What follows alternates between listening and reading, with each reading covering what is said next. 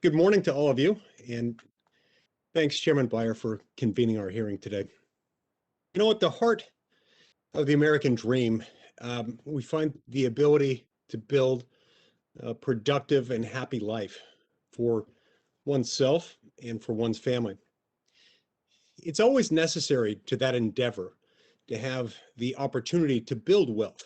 And unfortunately, while average wealth for all American households has fortunately risen in recent years, it remains a fact that Black and Hispanic households have consistently held less wealth than white households.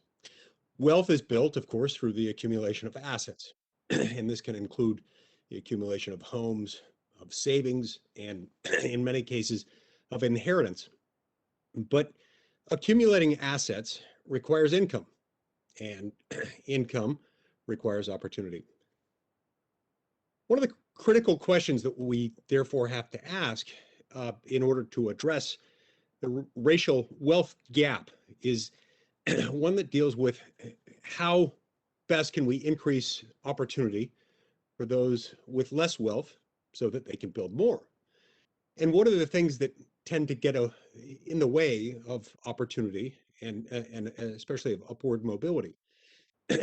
As Martin Luther King wisely observed, a productive and happy life is not something you find, it's something that you make, but it is, of course, something that you make with other people. Indeed, supportive relationships and institutions are vital to facilitating opportunity. The Social Capital Project of the Joint Economic Committee has, for the past few years, studied the health of families and communities and institutions of civil society. And what we've done through that effort is to try to document changes in social capital over time and its sometimes uneven distribution geographically across the country. Often there are historical injustices that can have far-reaching consequences for future generations. One of the project's striking early findings was that there is a connection between those counties with large enslaved populations in 1860 and the counties with the lowest rates of marriage and intact families today.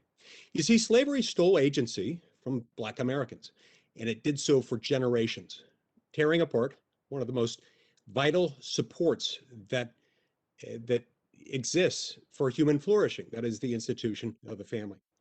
This horrific legacy that it left, as well as just the horrific legacy of racism as a whole, undoubtedly led to far-reaching consequences for Black opportunity. But other policies have also weakened social capital and opportunity. Many Black Americans have paid the price for government-sanctioned redlining, for lack of lending resources for homes and businesses, and union job discrimination that their parents and grandparents may have faced. These policies made it much harder to build intergenerational wealth.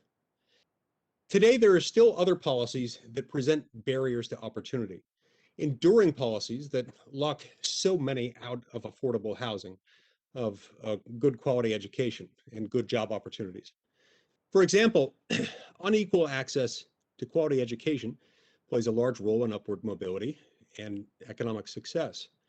Unfortunately, because of public school zoning and residential zoning policies, many minority children from low-income families are required to attend lower performing public schools. And as a result, they're less likely to do as well on standardized tests, graduate from high school, than they would otherwise be, and also less likely to have other opportunities to move on to college. They're more likely to end up unemployed at one point or another, and more likely to end up uh, in lower skilled jobs with lower earnings, especially if they haven't gone to college. Occupational licensing laws are often a needless barrier to work, especially for disadvantaged Americans. Many states have onerous requirements for jobs that can be done with little risk to the workers themselves and to those they serve, including jobs performed by florists, hair braiders, and barbers. And those requirements also make it hard to earn a living. Similarly, zoning and land use regulations present the formation of home-based businesses that would allow for more Black entrepreneurship. And zoning segregates Americans by race and by class. Our current safety net programs include some disincentives for work and for marriage, keeping many minorities trapped in a cycle of dependence and poverty, and preventing wealth accumulation and stable family formation, which very often go together. Family stability also plays a key role in affecting long-term opportunity. White children are nearly 3 times more likely than Black children to be born into married households, and children born into married households are in turn less likely to be in poverty and more likely to achieve upward mobility. In fact, one study found that the greatest predictor of young Black children's ability to move up to a new income class often involves the presence of Black fathers in their neighborhoods. In these and other areas, we have much room for improvement to address existing barriers and to enhance opportunity.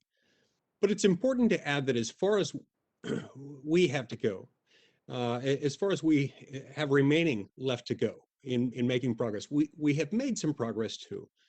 Personal agency is not lost, and many Black Americans have advanced and are have flourished in spite of the barriers and discriminatory legacies they've faced. As my friend and colleague, Senator Tim Scott, recently said, quote, just before COVID, we had the most inclusive economy in my lifetime, the lowest unemployment ever recorded for African Americans, Hispanics, and Asian Americans, the lowest for women in nearly 70 years. Wages were growing faster for the bottom 25% than the top 25%. That happened because we focused on expanding opportunity for all Americans, close quote.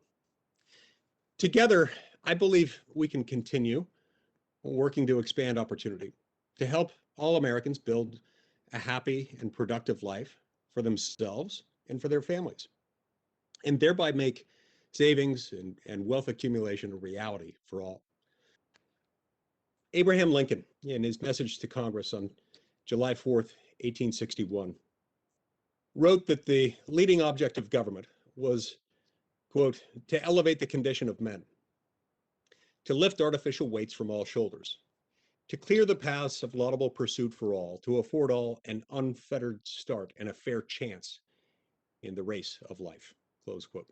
It's my hope that this hearing will help us do the same. Thank you, Mr. Chairman.